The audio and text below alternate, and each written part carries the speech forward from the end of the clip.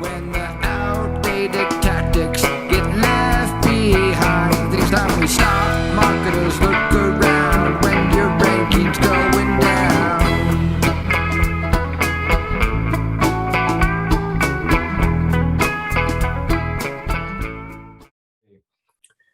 There's an article called Fluff Content, Hard for Search Engines to Understand and Maybe Rank. So an article on Search Engine Journal. Fluff content. And actually with that one, it made me think about even how at Internet Marketing Ninjas that we've changed a bit on how we think about content. You know, we have an internal tool that we call the Elvis tool, and it super optimizes a page. Like, boy, it'll find all the keywords you rank for, all the competitors' pages rank for, all the people also ask related phrases, Google suggest phrases, like bundles of stuff. And we used to say that, you know, this tool, you can super optimize a page, like you'll cover everything on that page. And now I think we've changed, whereas, you know, today it's more, you know, I think it all stems from years ago. You wanted a big site to cover everything. And then at one point you wanted a smaller site, you know, you need a more focused site. And now it's almost like you kind of need you can't have everything on specific pages. You got to break it out, but the content you break out must be good and make sense. But I guess now when I look at, you know, this ultimate tool that says like, here's how to super optimize your page, I'm going to say like, what type of page is it? Is it a category page? Is it an e-commerce page? You know, informational page, whatever the page is, it kind of should be defined. Here's the user intent of this page. And the user intent can't be everything about that topic.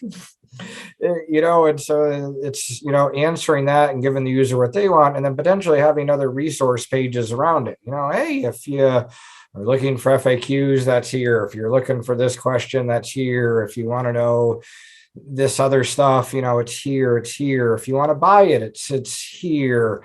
If you want information on it, it's here. But fluff content, you know, and I wonder if fluff content are people trying to do the things that we were trying to do up until relatively recently, which is, you know, let's have the ultimate page. You know, if you're going to have a page about blue widgets, let's make sure we cover it all on that page. The history of blue widgets. Oh, yeah. Yeah. And every question you can think about with blue widgets. And maybe, you know, maybe that's fluff content, you know, when you put it all there, because then Google is trying to figure out what is this page about?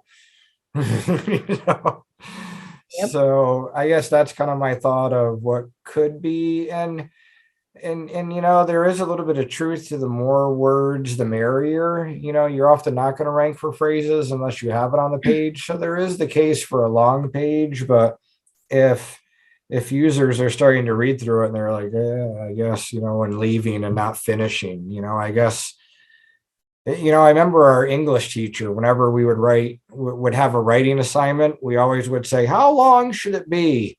And this one English teacher would always say, you know, as long as it needs to be. And we'd, and, you know, and that's probably the answer, you know, answer the question. You should have a core set of keywords around that user intent that should be mentioned naturally, but, you know, maybe that's it. So fluff content. It doesn't mean that you only have to have one search query to target. You can have several of those, and you can also have, in many ways, in many cases, you can also have FAQs on the same page. So there is no like one single rule for every case.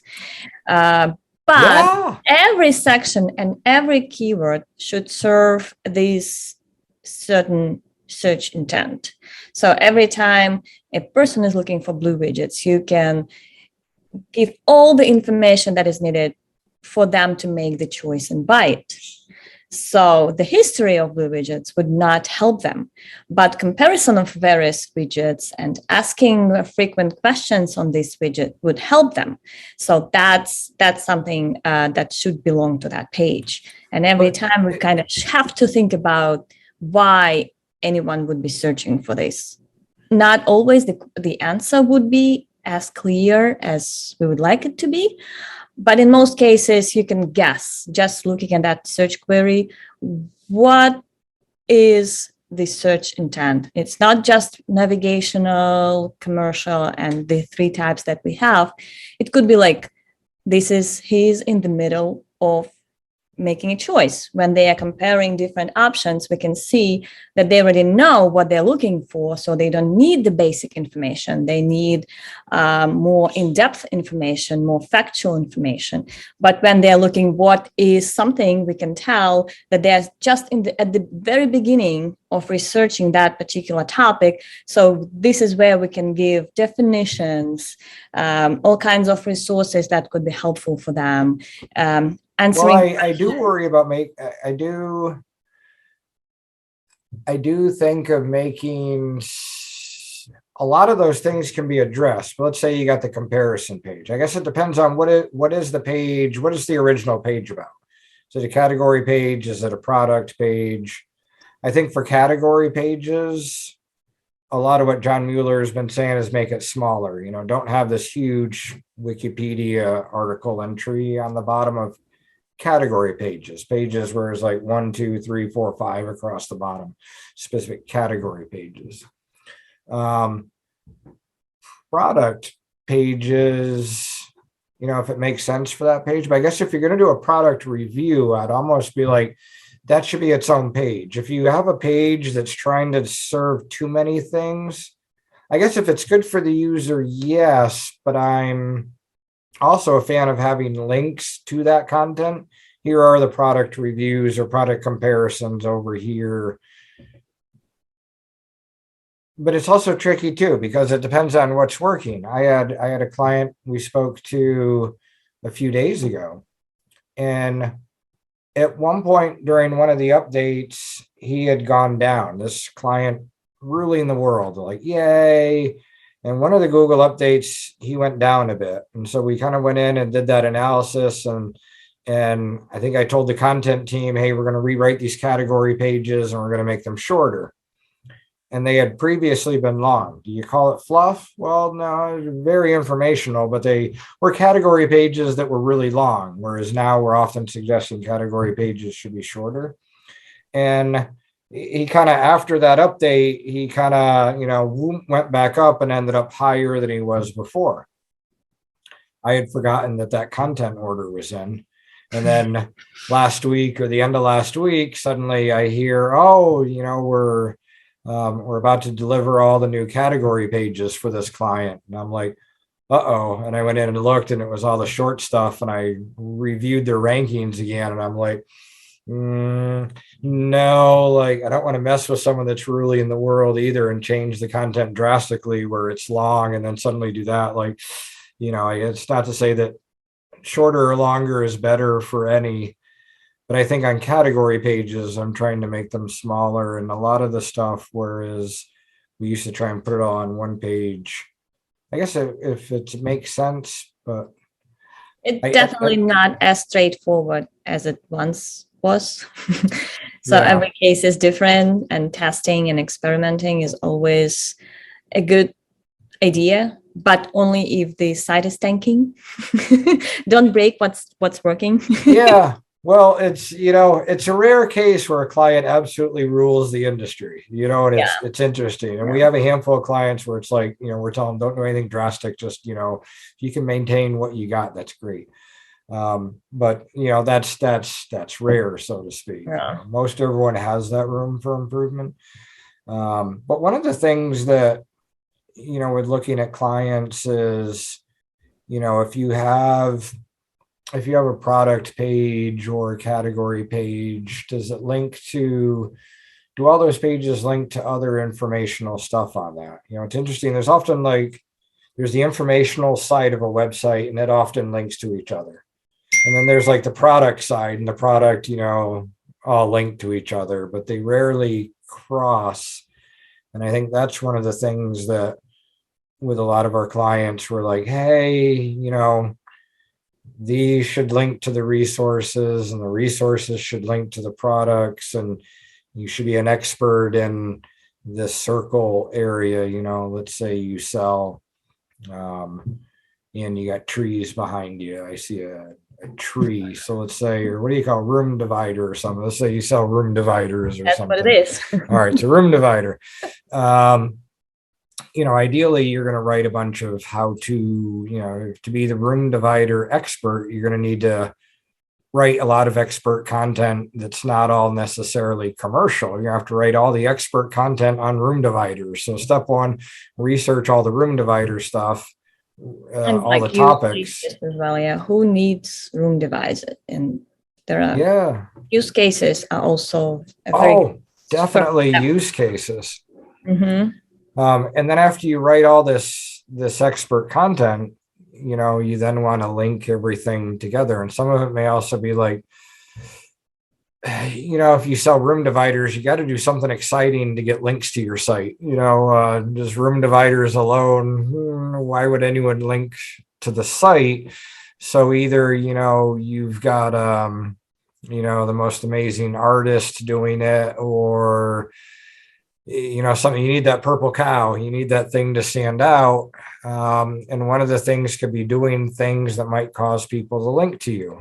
Maybe it's some news story, or you create, I don't know, the ultimate room divider calculator / widget that everyone needs, and some kind of tools around it, or white papers around it, or case studies, or maybe, you won't believe these people that use room dividers. Number 16 will shock you, whatever it is, but something to get attention to the site and get the links.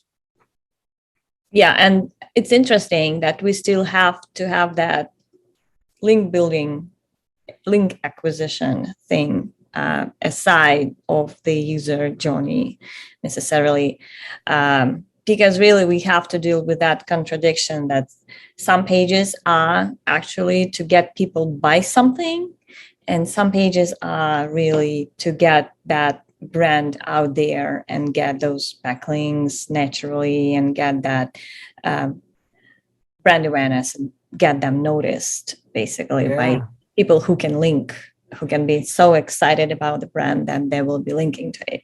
So there is still that two branches of SEO that at this point, even though we are very far beyond whatever we've been doing previously, it's still kind of, we have to balance between these two.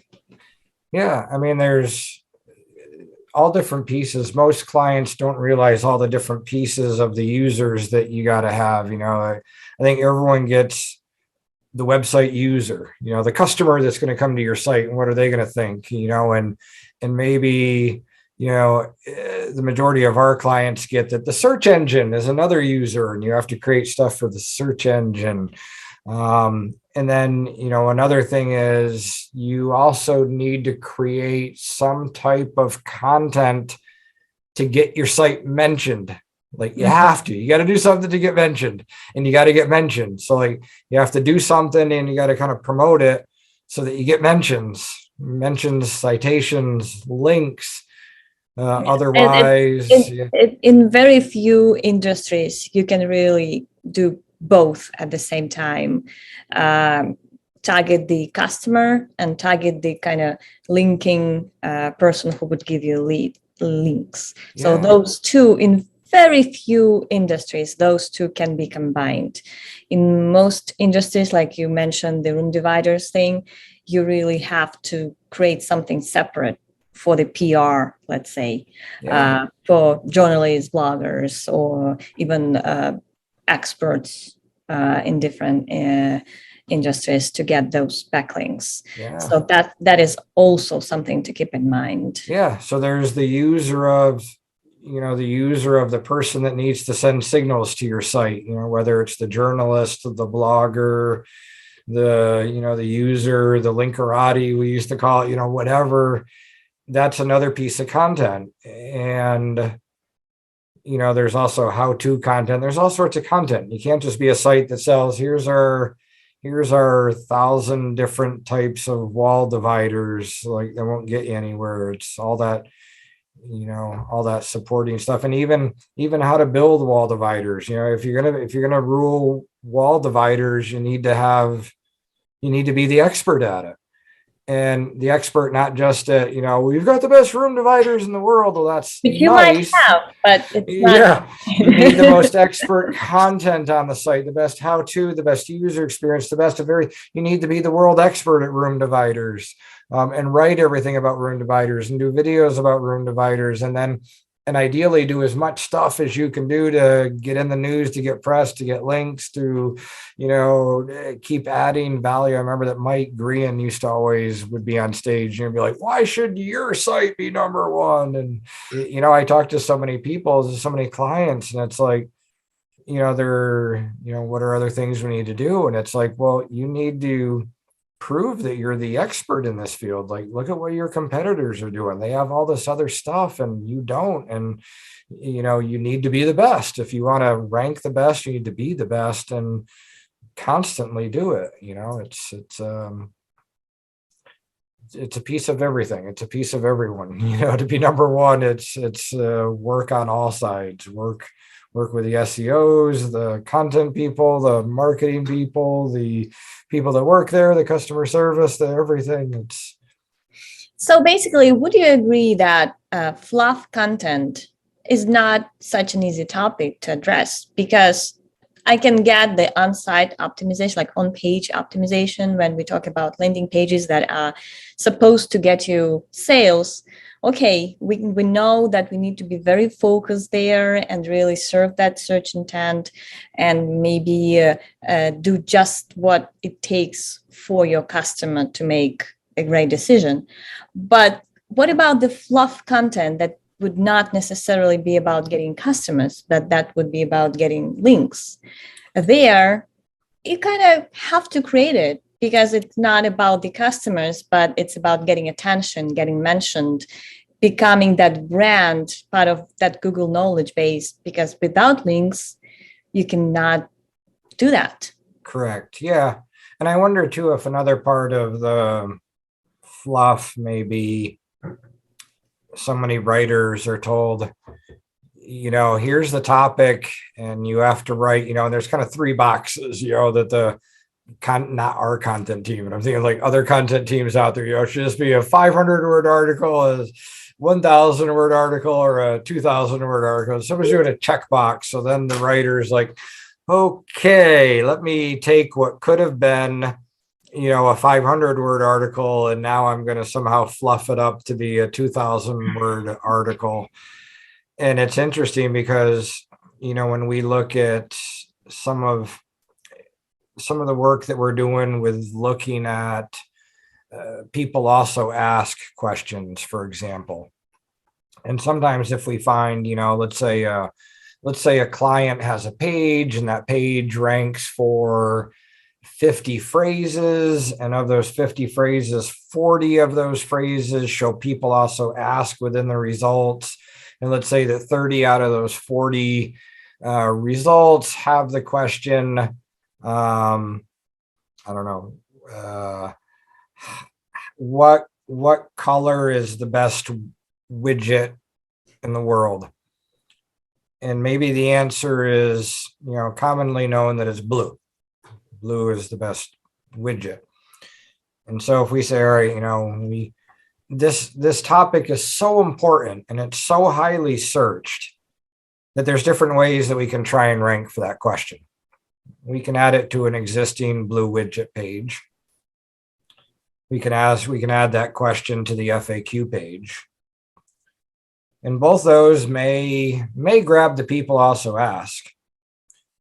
But honestly, the best chance of getting that people also ask is if you have a whole page dedicated to that question. Your H1 is, what is the best color of widgets? And that's your title tag. That's your H1. And then the next question is, do you just put an H1 with that? And then the text blue? What I've told our people, I guess, is, at least write that and then a couple of sentences. but in some cases I can see having a whole page for that, but then how long does the page have to be? If someone gives that to a writer and says you need to write 350 words on that, then that's fluff. That would be fluff.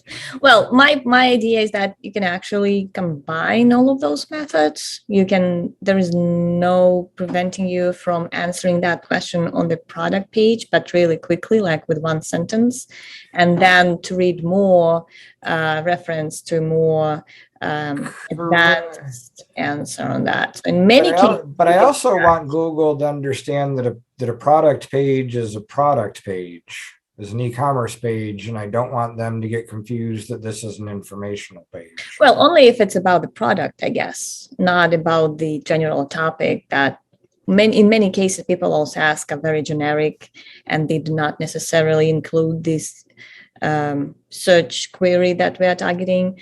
That I would definitely do like a separate answer, but in many cases that's exactly about the product, and I can see that people trying to buy it are also asking themselves that questions. Yeah, you could definitely with some of the edits that we've been doing to some of the content is keeping, if it's like a product page, keeping the product FAQ stuff that are related to that, and then the informational stuff like how do you build whatever, and the informational stuff or whatever, and putting them onto a separate page, so that these are all at least e-commerce related questions on an e-commerce page. Exactly. Yeah. So there is no one answer. If you are trying to build a useful and website that's going to rank, you cannot tell people or your writers, hey, I see 5 people also ask questions, answer them on this page. So there's always that different ways to address different pages, and you have to keep that in mind when optimizing it. So there's no cookie cutter way for optimizing any page anymore. Yeah.